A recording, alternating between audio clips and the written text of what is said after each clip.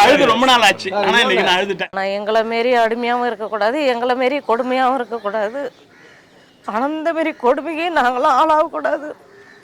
எங்கள் வாழ்க்கையை ஒரு நந்தவனமா போச்சு. எங்கள் வாழ்க்கையை ராஜினாமா பண்ணிடலாம், என்னால முடியல, என்னால அழுதலாம் இருக்கேன் எங்க சார் கிட்ட. நம்ம கௌரவமா வாழணும், கௌரவத்தை இழந்துட்டு வாடுறோம், நம்மளால முடியல, ராஜினாமா பண்ணிடலாம்ல சிச்சுவேஷன் எல்லாம் வந்திருக்கேன். இதுக்கு இந்த பதவிக்கு நாங்கள் வந்தோம்.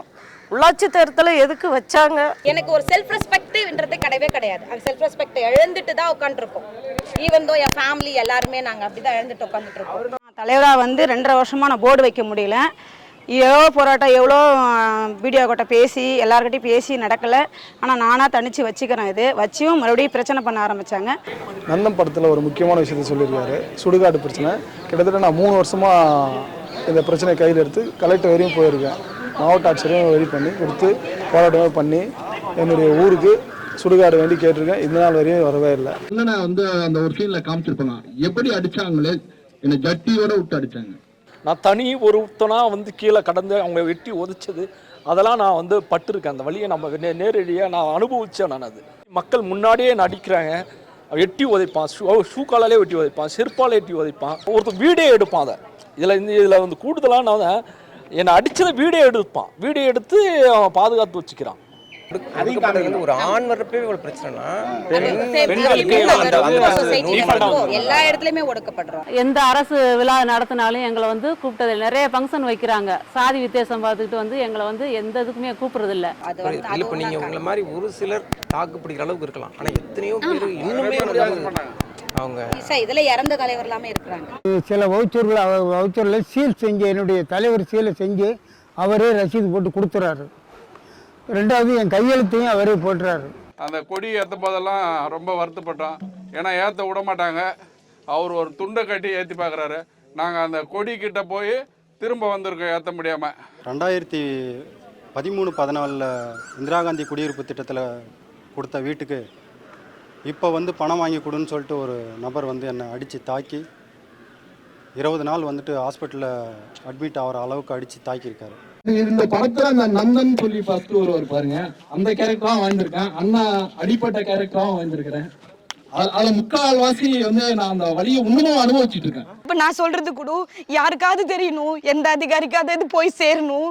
நாங்களும் இவ்வளோ அசிங்கப்படுறோம், அவமானப்படுறோம், எங்களால் எதுவுமே வாங்க முடியல. யார் கையிலையோ போயிடுது, அவங்க கிட்ட போய் அசிங்கப்பட முடியலன்னு அவங்களுக்கு தெரியணும். ஏதாவது ஒரு இப்போ கூட இந்த பேட்டி நான் அதுக்கு தான் போடுறேன். ஏதாவது ஒரு அதிகாரிக்கு எங்கள் குறை தெரியணும். ஏன்னா யாருக்குமே சொல்ல முடியல. நான் போன இடம்லாம் வாங்கி வச்சுட்டாங்க ஒன்று. எங்களால் அதுக்கு தாண்டி போகிறதுக்கு எங்களுக்கு பலம் இல்லை. ஊர்லேயும் பார்க்கணும், எல்லாருக்கும் பதில் சொல்லணும், சண்டை வாங்குறவங்ககிட்டையும் நாங்கள் பேச்சு வாங்கணும். ஒருத்தனும் எங்கள் பேரை சொல்லி என் கேஸ்ட்டை சொல்லி அசிங்கப்படுத்தும் போதெல்லாம் நாங்கள் கூனி குறுக்கி நிற்கிறோம். நான் எலெக்ஷன்ல நாமினேஷன் பண்ணதுனாலே என்னை வந்து கத்தியால குத்திருக்காங்க.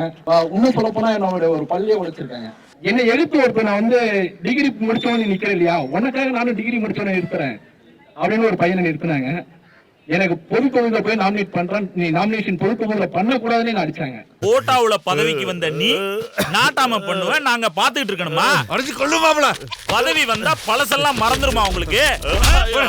முற்பட்ட சமூகத்தை சேர்ந்தவர்கள் வந்து எஸ்சி அப்படின்னு சொல்லிட்டு போலியான சர்டிஃபிகேட் வாங்கி 2 வாட்டி நின்று அவங்க ஜெயிச்சாங்க.